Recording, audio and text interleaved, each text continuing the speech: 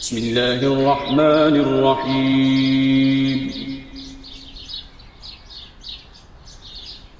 اور اب بھی یہی ہوا ہے کہ جب اللہ کی طرف سے ایک پیغمبر ان کی پیشین گوئیوں کے مطابق ان کے پاس آ گیا ہے جو ان کے ہاں موجود ہیں، تو یہ لوگ جنہیں کتاب دی گئی ان میں سے ایک گروہ نے اللہ کی اس کتاب کو اس طرح اپنی پیٹھ کے پیچھے پھینک دیا گویا وہ اسے جانتے ہی نہیں، اور پیغمبر کو ضرر پہنچانے کے لیے اس چیز کے پیچھے لگ گئے جو سلیمان کی بادشاہی کے نام پر شیاطین پڑھتے بڑھاتے ہیں۔ یہ اسے سلیمان کی طرف منسوب کرتے ہیں، گراں حالانکہ سلیمان نے کبھی کفر نہیں کیا، بلکہ اس طرح کے شیطانوں نے کفر کیا۔ وہ لوگوں کو جادو سکھاتے تھے اور اس چیز کے پیچھے لگ گئے جو بابل میں دو فرشتوں ہاروت و ماروت پر اتاری گئی تھی، گراں حال ہے کہ وہ دونوں اس وقت تک کسی کو کچھ نہیں سکھاتے تھے جب تک اسے بتا نہ دیتے کہ ہم تو صرف ایک آزمائش ہیں، یہ تم اس کفر میں نہ پڑو۔ پھر بھی یہ ان سے وہ علم سیکھتے تھے جس سے میاں بیوی میں جدائی ڈال دیں، اور حقیقت یہ تھی کہ اللہ کی اجازت کے بغیر یہ اس سے کسی کا کچھ بھی بگاڑ نہ سکتے تھے۔ یہ اس بات سے واقف تھے اور اس کے باوجود وہ چیزیں سیکھتے تھے جو انہیں کوئی نفع نہیں دیتی تھیں بلکہ نقصان پہنچاتی تھیں، درا حال ہے کہ یہ جانتے تھے کہ جو ان چیزوں کا خریدار ہے اس کے لیے پھر آخرت میں کوئی حصہ نہیں ہے۔ کیا ہی بری ہے وہ چیز جس کے بدلے میں انہوں نے اپنی جانیں بیچ دیں، اے کاش یہ جانتے۔ اور اگر یہ ایمان اور تقوی اختیار کرتے تو اللہ کے ہاں جو صلہ انہیں ملتا وہ ان کے لیے کہیں بہتر تھا، اے کاش یہ سمجھتے۔ ان کے فتنوں سے بچنے کے لیے ایمان والو تم بارگاہ رسالت میں بیٹھو تو رائنا نہ کہا کرو، انظر نہ کہا کرو، اور جو کچھ کہا جائے اسے توجہ سے سنو، اور اس بات کو یاد رکھو کہ ان کافروں کے لیے دردناک عذاب ہے۔ اہل کتاب ہوں یا مشرکین، ان میں سے جن لوگوں نے کفر کیا ہے وہ نہیں چاہتے کہ تمہارے پروردگار کی طرف سے کوئی خیر تم پر نازل کیا جائے۔ یہ احمق نہیں جانتے کہ اللہ جس کو چاہتا ہے اپنی رحمت کے لیے خاص کر لیتا ہے، اور نہیں جانتے کہ اللہ بڑی عنایت فرمانے والا ہے۔ انہیں اعتراض ہے کہ تورات کی شریعت میں ہم کوئی تبدیلی کیوں کرتے ہیں؟ انہیں بتاؤ کہ ہم اس کتاب کی جو آیت بھی منسوخ کرتے ہیں یا اسے بھلا دیتے ہیں، قرآن میں اس کی جگہ اس سے بہتر اور اس جیسی کوئی دوسری لے آتے ہیں۔ کیا تم نہیں جانتے لوگوں کہ اللہ ہر چیز پر قدرت رکھتا ہے؟ کیا تم نہیں جانتے کہ زمین اور آسمانوں کی بادشاہی اللہ ہی کے لیے ہے؟ جس کو چاہے گا اپنی شریعت کا حامل بنائے گا، اور تم اگر اس کا یہ فیصلہ نہیں مانتے تو اللہ کے سوا تمہارے لیے اس دنیا میں پھر کوئی دوست ہے اور نہ کوئی مدد کرنے والا۔ ان کی پیروی میں اے ایمان والو، کیا تم بھی اپنے رسول سے اسی طرح کی باتیں پوچھنا چاہتے ہو جس طرح کی باتیں اس سے پہلے موسیٰ سے پوچھی گئی تھیں؟ تمہیں معلوم ہونا چاہیے کہ یہ ایمان کا طریقہ نہیں ہے، اور معلوم ہونا چاہیے کہ جس نے ایمان کے بدلے میں کفر کو لے لیا وہ پھر سیدھی راہ سے بھٹک گیا۔ بہت سے اہل کتاب محض اپنے جی کی حسد کی وجہ سے یہ چاہتے ہیں کہ وہ تمہارے ایمان لانے کے بعد وہ پھر تمہیں کفر کی طرف پلٹا دیں، اس کے باوجود کہ حق ان پر اچھی طرح واضح ہو چکا ہے۔ ان سے درگزر کرو اور نظر انداز کرو یہاں تک کہ اللہ اپنا فیصلہ صادر کر دے، بے شک اللہ ہر چیز پر قدرت رکھتا ہے۔ اور ان کے فتنوں کا مقابلہ کرنے کے لیے نماز کا اہتمام کرو اور زکوٰۃ ادا کرتے رہو، اور یاد رکھو کہ جو نیکی بھی تم اپنے لیے آگے بھیجو گے اسے تم اللہ کے ہاں پالو گے، میں شبہ نہیں کہ جو کچھ تم کر رہے ہو اللہ اسے دیکھ رہا ہے۔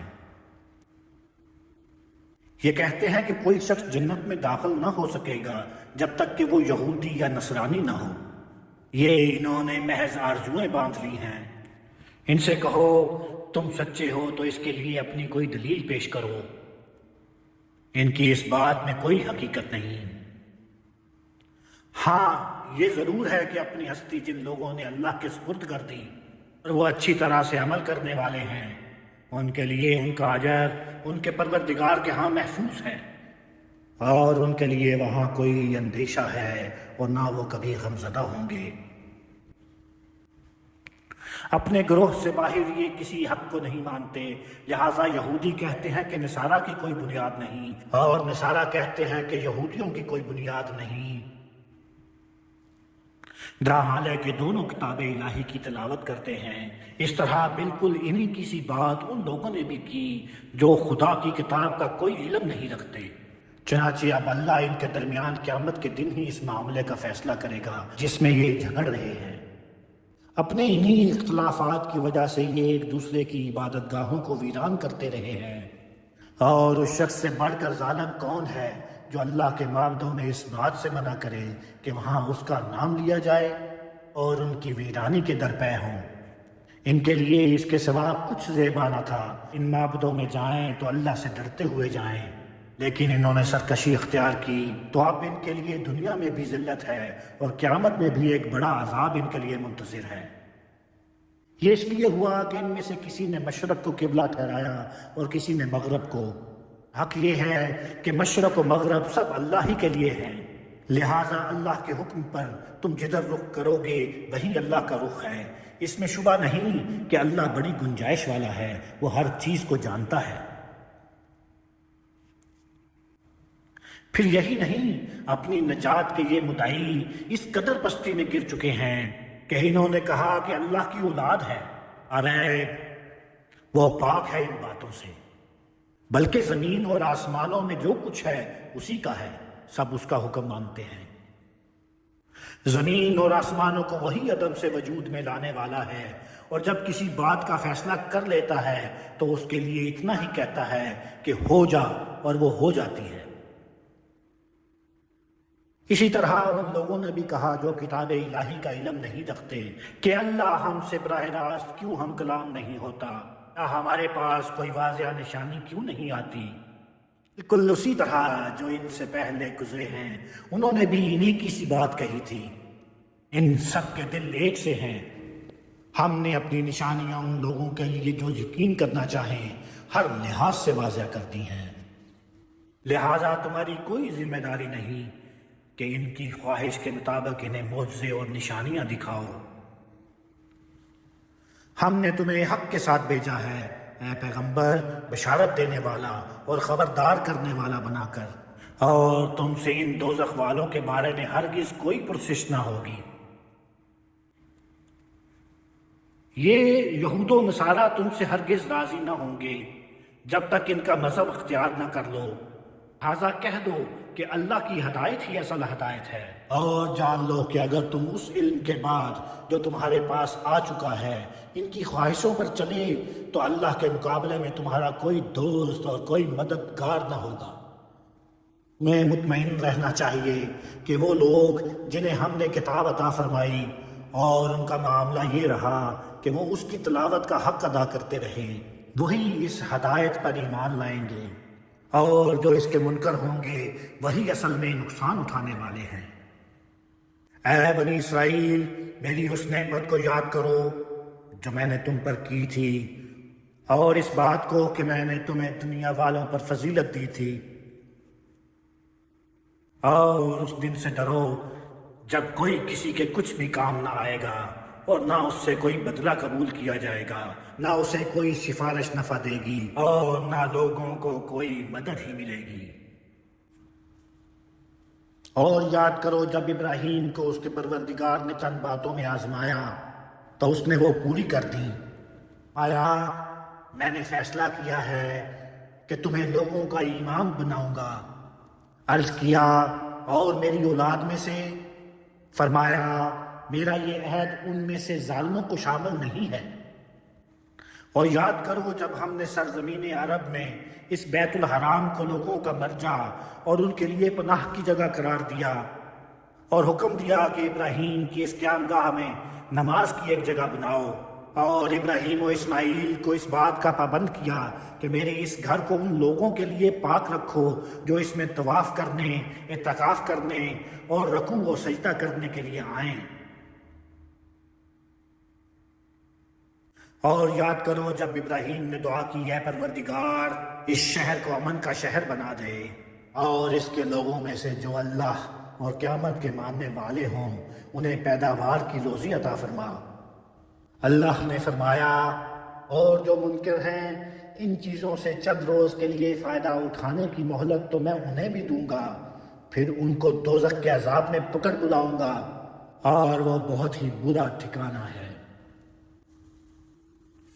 اور یاد کرو جب ابراہیم اور اسماعیل میرے اس گھر کی بنیادیں اٹھا رہے تھے، ان کے لبوں پر التجا تھی، اے پروردگار تو ہماری طرف سے یہ دعا قبول فرما، اس میں شبہ نہیں کہ تو ہی سننے والا ہے، جاننے والا ہے۔ پروردگار اور ہم دونوں کو تو اپنا فرما بردار بنا، اور ہماری اولاد سے بھی اپنی ایک فرما بردار امت اٹھا، اور ہم کو ہماری عبادت کے طریقے بتا، اور ہم پر عنایت کی نظر فرما۔ اس میں شبہ نہیں کہ تو ہی بڑا عنایت کرنے والا اور اپنے بندوں پر رحم فرمانے والا ہے۔ پروردگار اور انہی میں سے تو ان کے اندر ایک رسول اٹھا جو تیری آیتیں انہیں سنائے اور انہیں قانون اور حکمت سکھائے، اور اس طرح انہیں پاکیزہ بنائے۔ اس میں شبہ نہیں کہ تو ہی بڑا زبردست ہے، بڑی حکمت والا ہے۔ اور ابراہیم کے دین سے کون ہے جو انحراف کرے؟ ہاں، وہی جو اپنے آپ کو حماقت میں مبتلا کر لے۔ ہم نے اس کو دنیا میں بھی اپنے لیے خاص کیا تھا، اور قیامت میں بھی وہ صالحین میں سے ہوگا۔ وہی ابراہیم جب اس کے پروردگار نے اسے حکم دیا کہ اپنے آپ کو حوالے کر دو، اس نے فوراً کہا میں نے اپنے آپ کو پروردگار عالم کے حوالے کر دیا۔ اور اسی دین کی نصیحت ابراہیم نے اپنے بیٹوں کو کی تھی، اور اسی کی نصیحت یعقوب نے کی تھی۔ اس نے کہا تھا کہ میرے بچوں، اللہ نے یہی دین تمہارے لیے منتخب فرمایا ہے، اس لیے اب موت کے وقت تک تمہیں ہر حال میں مسلمان ہی رہنا ہے۔ پھر کیا تم لوگ اس وقت موجود تھے جب یعقوب اس دنیا سے رخصت ہو رہا تھا، جب اس نے اپنے بیٹوں سے پوچھا اے بات کس کی پرستش کرو گے؟ جواب دیا ہم اسی ایک معبود کی پرستش کریں گے جو تیرا معبود ہے، اور تیرے باپ دادوں ابراہیم، اسماعیل اور اسحاق کا معبود ہے، اور ہم اسی کے فرما بردار ہیں۔ یہ ایک گروہ تھا جو گزر گیا، ان کا ہے جو انہوں نے کیا، اور تمہارا ہے جو تم نے کیا۔ تم سے یہ نہ پوچھا جائے گا کہ وہ کیا کرتے تھے۔ ان کے بزرگوں کی روایت تو یہ ہے، اور ادھر ان کا اصرار ہے کہ یہودی یا نصرانی بنو تو ہدایت پاؤ گے۔ ان سے کہہ دو کہ ابراہیم کا دین اختیار کرو جو اپنے پروردگار کے لیے بالکل یکسو تھا اور مشرکوں میں سے نہیں تھا۔ ایمان والو، ان سے کہہ دو کہ ہم نے اللہ کو مانا ہے اور اس چیز کو مانا ہے جو ہماری طرف نازل کی گئی، ابراہیم، اسماعیل، اسحاق اور یعقوب اور ان کی اولاد کی طرف نازل کی گئی، اور جو موسیٰ اور عیسیٰ اور دوسرے سب نبیوں کو ان کے پروردگار کی طرف سے دی گئی۔ ہم ان میں سے کسی کے درمیان کوئی فرق نہیں کرتے، سب اللہ کے پیغمبر ہیں اور ہم اسی کے فرما بردار ہیں۔ پھر اگر وہ اس طرح مانے جس طرح تم نے مانا ہے تو راہیاب ہوئے، اور اگر منہ پھیر لیں تو وہی دشمنی کی ضد پر ہیں۔ سو ان کے مقابلے میں اے پیغمبر، اللہ تمہارے لیے کافی ہے، وہ سننے والا ہے، ہر چیز سے واقف ہے۔ ان سے کہہ دو کہ تم اللہ کا یہ رنگ اختیار کرو، اور اللہ کے رنگ سے کس کا رنگ بہتر ہے، اور کہہ دو ہم تو ہر حال میں اسی کی عبادت کرتے ہیں۔ کہہ دو کیا تم اللہ کے بارے میں ہم سے جھگڑتے ہو؟ حالانکہ وہی ہمارا بھی پروردگار ہے اور تمہارا بھی، اور اگر یہ نہیں تو پھر ہمارے لیے ہمارے عمل اور تمہارے لیے تمہارے عمل، اور ہم تو خالص اسی کے ہیں۔ کیا تم کہتے ہو کہ ابراہیم، اسماعیل، اسحاق، یعقوب اور ان کی اولاد کے لوگ یہودی یا نصرانی تھے؟ ان سے پوچھو تم زیادہ جانتے ہو یا اللہ؟ افسوس، ان لوگوں سے بڑھ کر ظالم کون ہو سکتا ہے جن کے پاس اللہ کی طرف سے کوئی گواہی ہو اور وہ اسے چھپائیں۔ اور حقیقت یہ ہے کہ اللہ ان چیزوں سے بے خبر نہیں ہے جو تم کر رہے ہو۔ یہ ایک گروہ تھا جو گزر گیا، ان کا ہے جو انہوں نے کیا، اور تمہارا ہے جو تم نے کیا۔ تم سے یہ نہ پوچھا جائے گا کہ وہ کیا کرتے تھے۔ ابراہیم کی بنائی ہوئی مسجد کو اے پیغمبر ہم نے تمہارے لیے قبلہ ٹھہرانے کا فیصلہ کیا ہے۔ تو اب ان لوگوں میں سے جو احمق ہیں کہ کس چیز نے ان کے اس قبلے سے پھیر دیا جس پر یہ پہلے تھے، ان سے کہہ دو مشرق اور مغرب سب اللہ ہی کے ہیں، وہ جس کو چاہتا ہے ان تعصبات سے نکال کر سیدھی راہ دکھا دیتا ہے۔ ہم نے یہی کیا ہے، اور جس طرح مسجد حرام کو تمہارا قبلہ ٹھہرایا ہے اسی طرح ہم نے تمہیں بھی ایک درمیان کی جماعت بنا دیا ہے تاکہ تم دنیا کے سب لوگوں پر حق کی شہادت دینے والے بنو، اور اللہ کا رسول تم پر یہ شہادت دے۔ اور اس سے پہلے اے پیغمبر جس قبلے پر تم تھے اسے تو ہم نے صرف یہ دیکھنے کے لیے ٹھہرایا تھا کہ کون رسول کی پیروی کرتا ہے اور کون الٹے پاؤں پھر جاتا ہے۔ اس میں شبہ نہیں کہ یہ ایک بھاری بات تھی، مگر ان کے لیے نہیں جنہیں اللہ ہدایت سے بہرہ یاب کرے۔ اور اللہ ایسا نہیں ہے کہ اس طرح کی آزمائش سے وہ تم لوگوں کے ایمان کو ضائع کرنا چاہے۔ اللہ تو لوگوں کے لیے بڑا مہربان سراسر رحمت ہے۔ تمہارے منہ کا بار بار آسمان کی طرف اٹھانا ہم دیکھ رہے ہیں اے پیغمبر، تو ہم نے فیصلہ کر لیا کہ تمہیں اس قبلے کی طرف پھیر دیں جو تم کو پسند ہے، لہٰذا اب اپنا رخ مسجد حرام کی طرف پھیر دو، اور تم لوگ جہاں کہیں بھی ہو نماز میں اپنے رخ اسی کی طرف کرو۔ یہ لوگ جنہیں کتاب دی گئی تھی جانتے ہیں کہ ان کے پروردگار کی طرف سے یہی حق ہے، لیکن اس کے باوجود انکار کر رہے ہیں، اور جو کچھ یہ کر رہے ہیں اللہ اس سے بے خبر نہیں ہے۔ اور ان اہل کتاب کے سامنے اے پیغمبر تم اگر ہر طرح کی نشانیاں بھی پیش کر دو تو یہ تمہارے قبلے کی پیروی نہ کریں گے، اور اس کے ساتھ یہ بھی حقیقت ہے کہ جو علم تمہارے پاس آ چکا ہے اس کی بنا پر تم بھی ان کا قبلہ نہیں مان سکتے، اور ان کی یہ ضد صرف تمہارے ساتھ نہیں ہے، حقیقت یہ ہے کہ ان میں سے کوئی گروہ بھی دوسرے کا قبلہ ماننے کے لیے تیار نہیں ہے۔ لہٰذا ان کو کوئی چیز اگر مطمئن کر سکتی ہے تو یہی کہ تم ان کا قبلہ مان لو، لیکن اس علم کے بعد جو تمہارے پاس آ چکا ہے تم اگر ان کی خواہشوں کے پیچھے چلتے ہو تو تم بھی یقیناً ان ظالموں میں سے ہو جاؤ گے۔ یہ حقیقت ہے کہ جن کو ہم نے کتاب دی ہے وہ اس چیز کو ایسا پہچانتے ہیں جیسا اپنے بیٹوں کو پہچانتے ہیں، اور ان میں سے ایک گروہ ہے جو جانتے بوجھتے حق کو چھپاتا ہے۔ تم پر واضح ہو کہ تمہارے پروردگار کی طرف سے یہی حق ہے، لہٰذا اس کے متعلق تم کو ہرگز کسی شک میں نہ پڑنا چاہیے۔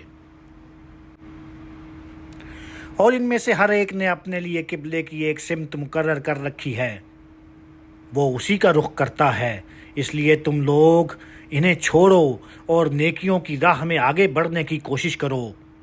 تم جہاں بھی ہوگے اللہ تم سب کو فیصلے کے لیے اکٹھا کرے گا۔